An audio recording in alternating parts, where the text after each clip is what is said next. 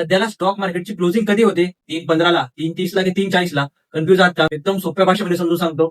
पहिल्यांदा जर बघायला गेलं तर ज्या स्टॉकचे फ्युचर आणि ऑप्शन अवेलेबल नाहीयेत, जसं की सीडीएसएल असेल, आयआरसीटीसी असेल, बीएससी यासारखे स्टॉक्स आपल्या रेग्युलर टाइम मध्ये म्हणजेच की 9:15ला स्टार्ट होते ट्रेडिंग आणि 3:30ला क्लोज होते. आणि दुसरी गोष्ट, फ्युचर असतील आणि ऑप्शन असतील जसं की कॉल आणि पुट, हे सर्व आता 10 मिनिटं एक्स्ट्रा ट्रेड करायला भेटणार आहेत. म्हणजेच की 9:15ला ट्रेडिंग चालू होणार आणि 3:40ला यांची ट्रेडिंग बंद होणार. मग आता नेमका बदल कुठे झालाय? बदल झालाय की फ्युचर आणि ऑप्शन ज्या स्टॉकचे आहेत त्या स्टॉकमध्ये बदल झालाय. त्यांची ट्रेडिंग 3:15ला थांबते आणि त्याच्यानंतर सीएएस म्हणजे की क्लोजिंग ऑप्शन सेशन, हे सेशन चालू होतो आणि ह्याच्या थ्रू ह्यांच्यामध्ये क्लोजिंग प्राइसची डिस्कवरी होती. म्हणजे 3:15ला ट्रेडिंग थांबणार आणि 3:35ला ह्यांची क्लोजिंग प्राइस फिक्स होणार. त्याच्यामुळं कॅश मार्केटचे जे स्टॉक्स आहेत त्यांच्यात काहीच बदल झाला नाही. फ्युचर आणि ऑप्शन मध्ये आपल्याला 10 मिनिटं एक्स्ट्रा ट्रेड करायला भेटतोय.